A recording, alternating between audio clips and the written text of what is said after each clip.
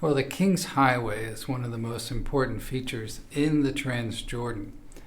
And it's a highway that travels north and south through the Transjordan, coming up from the Gulf of Aqaba all the way up to Damascus and beyond. And we see here that it's actually named in the book of Numbers. Numbers chapter 20, verse 17 says, "Please let us pass through your land. We will not pass through field or through vineyard. We will not even drink water from a well.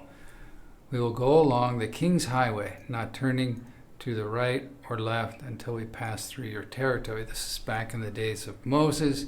They were promising the locals that they would just stay on the highway. So the King's Highway is mentioned in the Bible. Well, Mount Hermon is the highest peak in Israel at 2,770 meters. And there's snow on it pretty much year-round. And Mount Hermon is the main water source for Israel, and it has been since biblical days. The snow that melts and runs off eventually makes its way into the Hula Valley, Jordan River, Sea of Galilee, and eventually down into the Dead Sea. So Mount Hermon is the really water source for Israel. The Golan is an area south of Mount Hermon. It's a large plateau, and that area controls access to Israel from, say, people coming in from Mesopotamia by way of Damascus. They move through the Golan. And that area is very important. In recent years, the Golan Heights is a very strategic area. Israel won this area in a battle, in a war in 1967 called the Six-Day War against Syria. Other parts were won from Jordan and Egypt. But the Golan Heights, that area was conquered by Israel and annexed and is part of Israel today.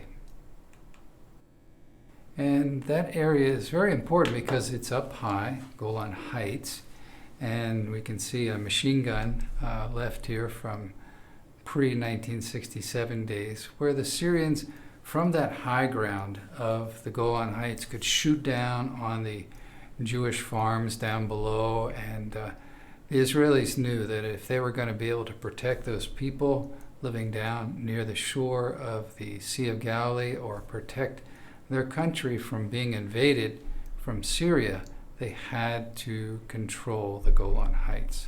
So that area is part of Israel today. It's contested. Syria wants Israel to give it back, but I don't think Israel is going to be willing to do that. Here you see in this picture, looking to the southeast, we can see the Sea of Galilee on our right-hand side, and you can see that plateau of the Transjordan and the Golan Heights here. And now we're up on the Golan Heights looking towards Damascus, and you can see just wide open, level.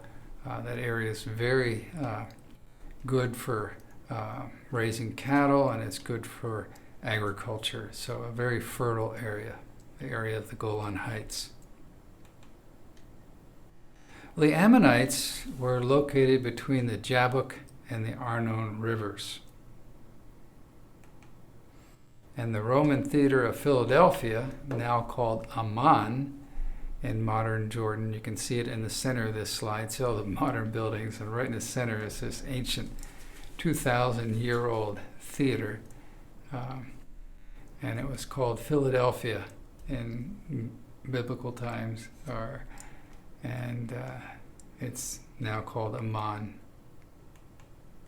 And in that theater, the acoustics are amazing. From where the picture has been taken, you can hear those people down below talking in just a regular conversation quite easily from all the way up in this seat.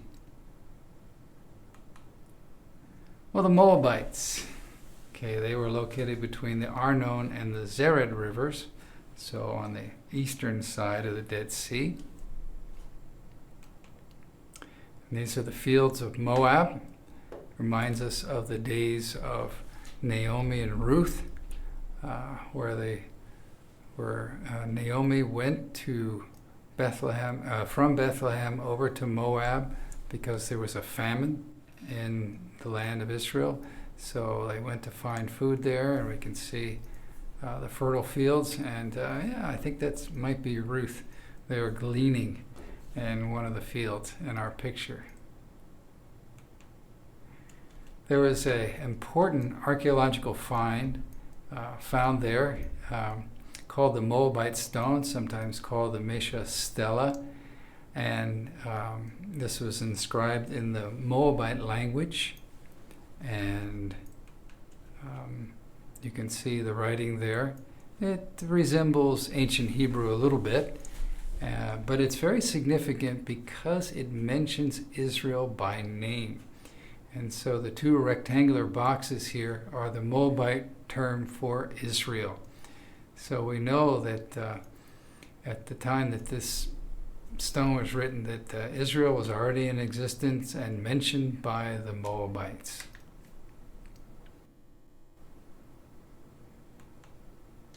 The Edomites were located south of the Zered River. Obadiah 2-4 talks about the Edomites. It says, "Behold, I will make you small among the nations. You are greatly despised. The arrogance of your heart has deceived you.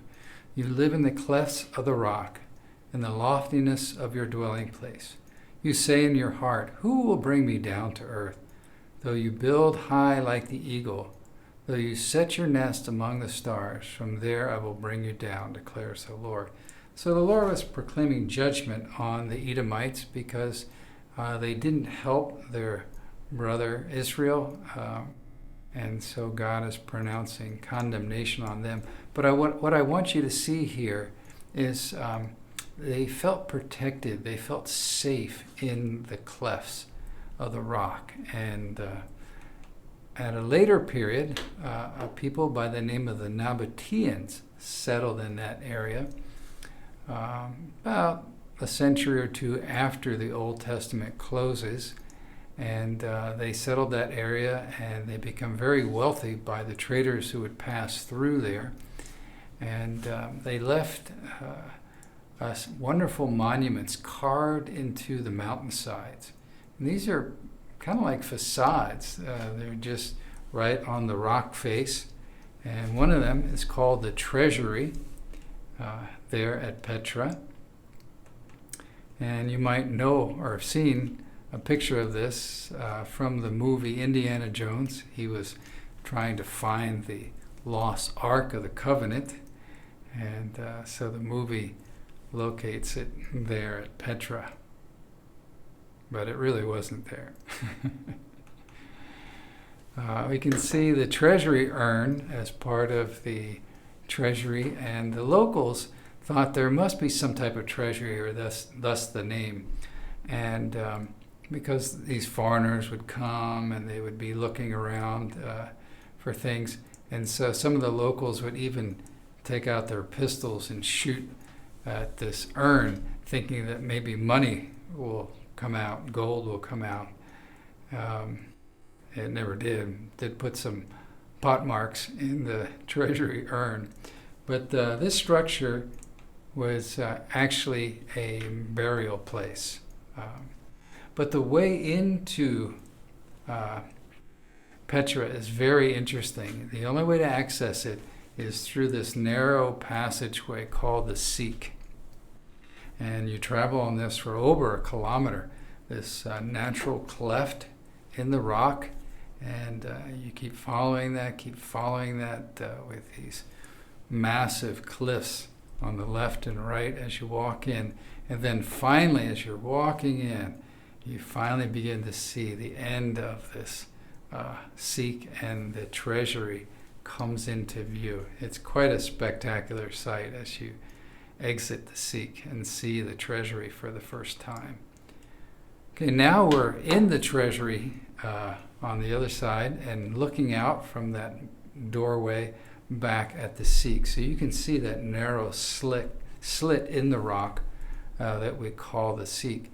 So the Nabateans could easily guard the entrance to their city because this was basically the only way in, and so they could easily guard against any invaders coming in the city. Also at Petra is the high place of the Nabateans. This is on top of a high hill, and I climbed up there one day to be able to take this slide.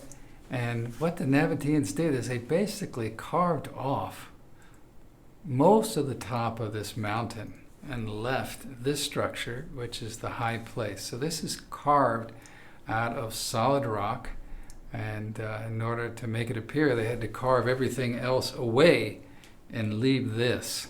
So a very laborious way to construct something, but you can see it's very durable and long-lasting, and has lasted to this day. So they had their pagan sacrifices there, the Nabateans, at this high place. Let's go to another place at Petra. This structure also built by the Nabateans, called a monastery. And in this slide, you really can't capture how enormous this structure is. Again, it's a facade just carved right out of the mountain's face. But notice the doorway, and look at just below the doorway, you see some people. And that doorway is at least 5 times taller than it needs to be, 5 times taller than the people that are there. And we're going to go up where the arrow is pointing, and you're going to see a person up there. And notice how small that person looks compared with that urn on top of this structure. So let's go up there. So now we're up on the top, looking down at that point on the top of the center part of the structure, and you can see how small this person looks compared to that. And these folks are kind of precariously hanging on for dear life there on top, because it's quite a drop down to the floor of the valley nearby. But this structure, called the monastery, was just immense. So the Nabateans had a knack of making these very spectacular structures carved into the actual mountainside. Well, that's been our journey for this lesson, to look at the Rift Valley and the Transjordan.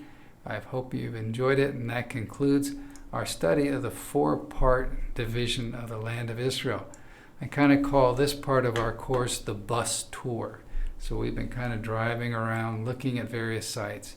And now we're going to kind of slow down and look at things in more depth. So that concludes our bus tour.